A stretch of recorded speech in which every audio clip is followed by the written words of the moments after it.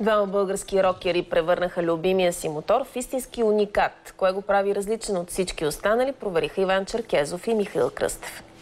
Нашата камера първа вижда чудовището, което тежи повече от 300 кг.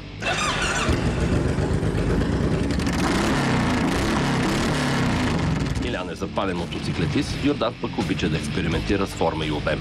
И двамата приемат предизвикателството да изкарат мотора специално за нас, от дългопазеното и в дълбока тайна леговище. Имахме задача да направим нещо между булдог и чудовище. И затова окръстихме булдозавър. Абсолютно една бройка в целия свят, абсолютен уникат. Всичко е изработено на ръка. В продължение на 8 месеца дори имаше безсънни нощи.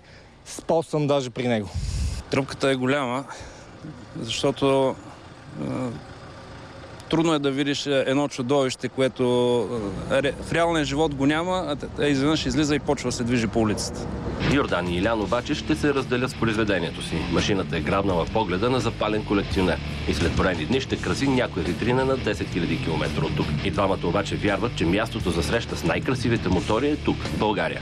За новините на Нова, Иван Черкезов.